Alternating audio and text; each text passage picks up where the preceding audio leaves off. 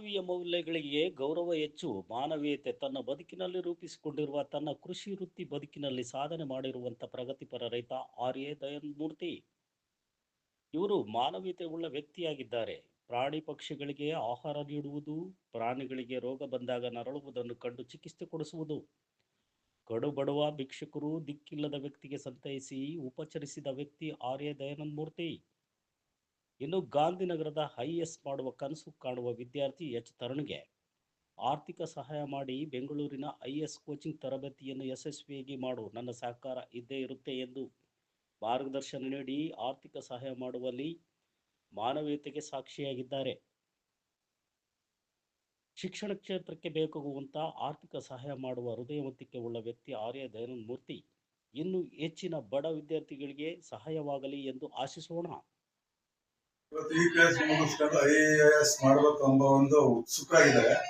ಹಾಗಾಗಿ ನಾನು ಪ್ರಗತಿಪರ ರೈತ. ನಾವು ಕೂಡ ಓದ್ಕೊಂಡು ಬರ್ಬೇಕಾದ್ರೆ ಎಷ್ಟು ಕಷ್ಟ ಇತ್ತು. ಓದ್ಬೇಕಾದ್ರೆ ಫೀಸ್ ಕಟ್ಟೋದು ಕಷ್ಟ ಇತ್ತು. ಕಾಲಲ್ಲಿ ಚಪ್ಪಲಿ, ಇವತ್ತು ಎಷ್ಟೋ ಸಾವಿರಾರು ಮಕ್ಕಳಿಗೆ ಕಾಲಲ್ಲಿ ಚಪ್ಪಲಿ ಹಾಕೋಕ್ಕೆ ಚಪ್ಪಲಿಗೂ ಪಾಪ ಇವತ್ತು ಪ್ರಾಬ್ಲಮ್ ಇದೆ. ಅದನ್ನೆಲ್ಲ ಅರ್ಥ ಮಾಡ್ಕೊಂಡು ನಾನು ಕೂಡ ಓದಿದ ಮೇಲೆ ಕೆಲಸ ಸಿಗೋದು ಎಷ್ಟು ಕಷ್ಟ ಅಂತೇಳಿ ಕೊನೆಗೆ ಆತ್ಮೀಯ ಕೆಲಸ ಸಮೇತ ನಾನು ಮಾಡ್ಕೊಂಡು ಬಂದದ್ದು.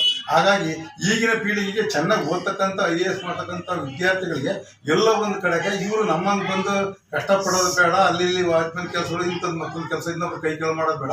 ಚೆನ್ನಾಗಿ ಓದಿ ಇವರು ಕೂಡ ಒಳ್ಳೆ IAS ಪಾಸ್ ಆಗಿ ಒಂದು ದೇಶ ಸೇವೆ ಮಾಡಲಿ, ಜನ ಸೇವೆ ಮಾಡಲಿ. ಇವರು ಮುಂದಿನ ದಿನಗಳಲ್ಲಿ ನಾಲ್ಕು ಜನಕ್ಕೆ ಈ ಥರ ಸಹಾಯ ಮಾಡ್ಕೊಂಡು ಒಂದು ಒಳ್ಳೆ ಸೇವೆ ಮಾಡಲಿ ಅನ್ನೋ ಮನೋಭಾವದಿಂದ ಈಗ IPS ಓದ್ತೀನಿ ಅಂತಕ್ಕಂಥ ಒಬ್ಬ ಹೆಚ್ಚು ತರುಣ್ ಅವರಿಗೆ ನನ್ನ ಕೈಲಾದಷ್ಟು ಕೂಡ ನಾನು ಕೂಡ ಒಂದು ಪುಸ್ತಕ ತಗೊಳಕ್ಕೋ ಅಥವಾ ಒಂದು ಬಟ್ಟೆ ತಗೊಳಕ್ಕೋ ಅಥವಾ ಇನ್ಯಾವುದಾದ್ರು ಒಂದು ವಿದ್ಯಾಭ್ಯಾಸಕ್ಕೆ ಒಂದು ಅನುಕೂಲ ಕಟ್ಟತಕ್ಕ ಏನೋ ನನ್ನ ಕೈಲಾಗಿರ್ತಕ್ಕಂಥ ಒಂದೊಂದು ಸಣ್ಣ ಅಳಿದ ಸೇವೆಯನ್ನ ನಾನು ಮಾಡಕ್ಕೆ ಉತ್ಸುಕನಾಗಿದ್ದೀನಿ. ಈಗ ಇದೇ ತರನ ಸುಮಾರು ನಾನು ಸಾಕಷ್ಟು ಜನಗಾಲ ಹಿಂದಿನ ಕೊಡ್ಕೊಂಡ್ಬಂದಿದ್ದೆ.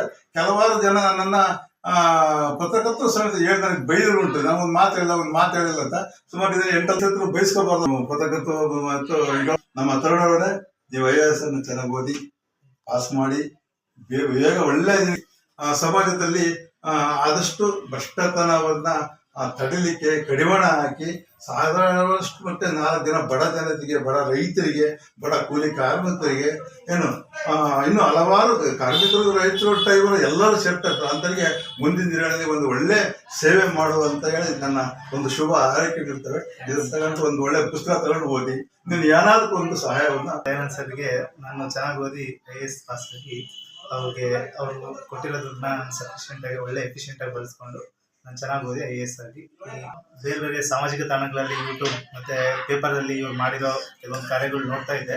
ಬಟ್ ನಂಬಿರಲಿಲ್ಲ. ಆದರೆ ನಾನು ಇವಾಗ ಡೈರೆಕ್ಟಾಗಿ ಇವ್ರು ನೋಡ್ತಿದ್ದೀನಿ. ತುಂಬ ಇವರು ಸೇವೆಯನ್ನು ಮಾಡೋವಂಥ ಮನೋಭಾವನ ಉಳ್ಳವರಾಗಿದ್ದಾರೆ. ಮತ್ತು ಇವರ ಹತ್ತಿರ ಈ ಭ್ರಷ್ಟಾಚಾರ, ಈ ಲಂಚ ವ್ಯಕ್ತಿ ಇದ್ದಾರೆ. ಆ ಭ್ರಷ್ಟಾಚಾರ ಆಗೋದು ಇಲ್ಲ, ಅವರು ಸೇರಿಸ್ಕೊಳ್ಳೋದು ಇಲ್ಲ. ಮತ್ತು ಇವರು ಹಲವಾರು ಸಾಮಾಜಿಕ ಸೇವೆಗಳನ್ನು ಕೂಡ ಮಾಡಿದ್ದಾರೆ. ಎಕ್ಸಾಂಪಲ್ ಬ್ಲಡ್ ಡೊನೇಷನ್ ಆಗಿರ್ಬೋದು. ಮತ್ತು ಹಲವಾರು ಮಕ್ಕಳಿಗೆ ಇವೇ ಬಿದ್ದಂಥ ವ್ಯಕ್ತಿಗಳನ್ನ ಕೂಡ ಹಾಸ್ಪಿಟಲ್ಗೆ ತೋರಿಸಿದ್ದಾರೆ. ಅಪಘಾತಗಳಾದಾಗ ಮತ್ತೆ ಅವ್ರಿಗೆ ಬ್ಲಡ್ ಕೊರತೆ ಇದ್ದಾಗ ಇವರೇ ಹೋಗಿ ಬ್ಲಡ್ ಕೊಟ್ಟು ಆ ಥರ ಎಲ್ಲ ಸಾಮಾಜಿಕ ಸೇವೆಗಳನ್ನು ತುಂಬ ಮಾಡಿದ್ದಾರೆ. ಇವರು ಈ ಸಾಮಾಜಿಕ ಸೇವೆಗಳು ಇನ್ನೂ ಮುಂದುವರಿಲಿ ಅಂತ ನಾನು ಮನಸ್ಪೂರ್ವಕವಾಗಿ ಹಾರೈಸುತ್ತೇನೆ. ನಿಮ್ಮ ಹೆಸರು? ತರುಣ H. ಯಾವರು? ಚಳ್ಳಕೆರೆ. ಏಜ್ ಎಷ್ಟಿಗೆ? 24.